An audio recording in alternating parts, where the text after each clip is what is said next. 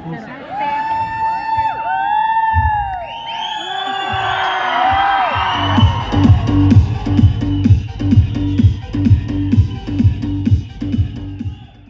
ನಮಸ್ಕಾರ. ನನ್ನ ಹೆಸರು ಧನಲಕ್ಷ್ಮಿ ಅಂತ.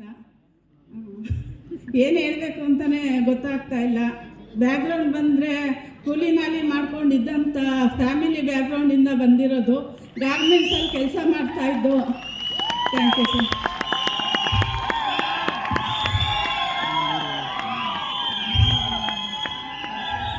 ಗಾರ್ಮೆಂಟ್ಸಲ್ಲಿ ಕೆಲಸ ಮಾಡ್ಕೊಂಡು ಕೂಲಿನಲ್ಲಿ ಮಾಡ್ಕೊಂಡಿದ್ದು.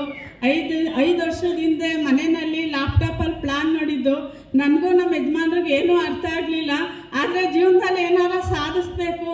ನಾವು ಈ ಅವಕಾಶ ನೋಡಿದಾಗ ಒಂದು 22 ವರ್ಷ ಆಗಿತ್ತು ನಮ್ಮ ಮದುವೆ ಆಗಿ. 22 ವರ್ಷದಲ್ಲೂ ಏನೂ ಮಾಡಿರಲಿಲ್ಲ. ಈ ಒಂದು ಅವಕಾಶದಲ್ಲಾರ ಏನಾರ ಆಗ್ಬೋದೇನೋ ಅಂತ ಒಂದೇ ಒಂದು ಅಂದ್ಕೊಂಡಿದ್ದು ಅಷ್ಟೇ. ಆದರೆ ಬಂದು ಅವಕಾಶ ಕೈಗೆ ತಗೊಂಡು ಒಳಗಡೆ ಬಂದು, ಆದರೆ ಲೀಡ್ರುಗಳು ಏನು ಹೇಳ್ತಾರೆ ಅದನ್ನೆಲ್ಲ ತುಂಬಾ ಫಾಲೋ ಮಾಡ್ದು.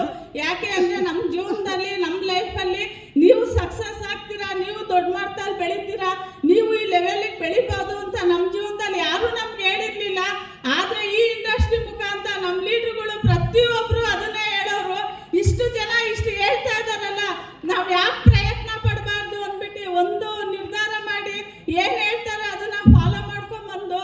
ಆದರೆ ಇಷ್ಟು ದೊಡ್ಡ ಮಟ್ಟದಲ್ಲಿ ಇಷ್ಟು ಇದು ಆಗುತ್ತೆ ಅಂತ ನಾನು ಮನಸ್ಸಲ್ಲಿ ಅಂದ್ಕೊಂಡಿರಲಿಲ್ಲ. ಆದರೆ ಅವ್ರು ಹೇಳ್ಕೊಟ್ಟಿದ್ದು ದಾರಿ, ಅವ್ರು ಹಾಕೊಟ್ಟಿದ್ದು ಒಂದು ಮಾರ್ಗದರ್ಶನ ಇವತ್ತು ನನ್ನನ್ನು ಇಲ್ಲಿ ಕರ್ಕೊಂಬಂದು ನಿಲ್ಲಿಸಿದೆ. ದೊಡ್ಡ ಮಟ್ಟದಲ್ಲಿದೆ. ಅವಕಾಶ ಅನ್ನೋದು ತುಂಬ ದೊಡ್ಡ ಮಟ್ಟದಲ್ಲಿದೆ. 4-5 ವರ್ಷ ಆದರೆ ನಾವೊಂದೊಂದು ನಕ್ಷತ್ರಗಳು ಹಾಕ್ಬೋದು, ಆ ಲೆವೆಲಿಗೆ ಇದ್ರಲ್ಲಿ ಬೆಳಿಬೋದು. ಆದರೆ ಇವಾಗ ಬರೋ ಕಷ್ಟ, ನೋವು, ಅಡೆತಡೆ ಎಲ್ಲ ಮೆಟ್ಟಿ ನಿಂತು ನಾವು ಮುಂದೆ ಹೋಗ್ಬೇಕು. ಅದ್ರ ಜೊತೆಗೆ ಏನೇ ಬಂದರೂ ಕೂಡ ಸಾಧಿಸಲೇಬೇಕು ಅನ್ನೋ ಒಂದು ಗುರಿ ಇಟ್ಕೋಬೇಕು. ನಾವು ಒಂದು ಗುರಿ ಇಟ್ಕೊಂಡು ನಾವು ಮಾಡಬೇಕು. ಯಾಕೆ ಅಂದರೆ 20 ವರ್ಷ 30 ವರ್ಷದಿಂದ ಬಡತನ ಅನ್ನೋದು ತಾಂಡವ ಆಡ್ತಾ ಇದೆ. ಆ ಬಡತನನ ಬೇರೆ ಸಮೇತ ಕಿತ್ತಾಕ್ಬೇಕು. ನಾನು ಕೂಲಿನಲ್ಲಿ ಮಾಡೋದು ನನ್ನ ಮಕ್ಳಿಗೆ ಲೈಫ್ ಬೇಡ, ನನ್ನ ಮಕ್ಳಿಗೊಂದು ಒಳ್ಳೆ ಲೈಫ್ ಕೊಡಬೇಕು ಅಂತ ಒಂದು ನಿರ್ಧಾರ ಇವತ್ತು ಇಲ್ಲಿ ಕರ್ಕೊಂಡ್ಬಂದು ನಿಲ್ಸಿದೆ. ಮೈ ಡಿಯರ್ ಫ್ರೆಂಡ್ಸ್, ನೀವು ಅಷ್ಟೇ ಪ್ರತಿಯೊಬ್ಬರೂ ಸೀರಿಯಸ್ ಆಗಿ ನಿಂತ್ಕೊಳ್ಳಿ. ನನ್ನ ಅಪ್ಲೈನ್ಗಳು ಏನು ಹೇಳ್ತಾರೆ ಆ ಥರ ನಾವು ಫಾಲೋ ಮಾಡೋಣ. ಇವತ್ತು ನನ್ನನ್ನು ಈ ಲೆವೆಲ್ಗೆ ಯಾವ ಥರ ಕೇರ್ ಮಾಡ್ತಾ ಇದ್ದಾರೆ ಅಂದರೆ, ತಂದೆ ತಾಯಿ ಮಕ್ಕಳನ್ನ ಕೇರ್ ಮಾಡಲ್ವಾ, ಆ ಥರ ನಮ್ಮ ಅಪ್ಲೈನ್ಗಳು ಎಲ್ಲರೂ ಕೂಡ ನನ್ನನ್ನು ಕೇರ್ ಮಾಡ್ತಾ ಇದ್ದಾರೆ. ನನ್ನ ಅವಾರ್ಡು, ನನ್ನ ಸೆಲೆಬ್ರೇಷನ್ ಏನೆಲ್ಲ ಇದೆಯಲ್ಲ, ಪ್ರತಿಯೊಬ್ಬರ ನನ್ನ ಅಪ್ಲೈನ್ ಪಾದಕ್ಕೆ ಅರ್ಪಿಸ್ತೀನಿ ನಾನು. ಅದ್ರ ಜೊತೆಗೆ ಹಾರ್ಡ್ ವರ್ಕ್ ಅನ್ನೋದು ತುಂಬಾ ದೊಡ್ಡದು.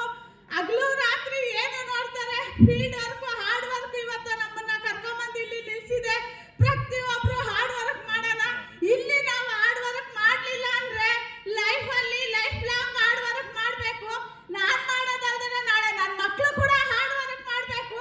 ಹಾರ್ಡ್ ವರ್ಕ್ ಅನ್ನೋದು ನಮ್ಮ ತಲೆಗೆ ಲಾಸ್ಟ್ ಆಗಬೇಕು ಅಂದರೆ ಇವತ್ತು ನಾವು ಹಾರ್ಡ್ ವರ್ಕ್ ಮಾಡೋದ್ರಿಂದ ದೊಡ್ಡ ಮಟ್ಟದಲ್ಲಿ ಬದಲಾವಣೆ ಆಗುತ್ತೆ ಅಂತ ಹೇಳ್ತಾ, ಇವತ್ತು ನಾನು ಇದೆಲ್ಲ ಆಗಿದೆ ಅಂದರೆ ನನ್ನ ಒಬ್ಳಿಂದ ಏನೂ ಆಗಿಲ್ಲ. ಟೋಟಲ್ ನನ್ನ ಟೀಮಿಂದ ಕೂಡ ಆಗಿದೆ.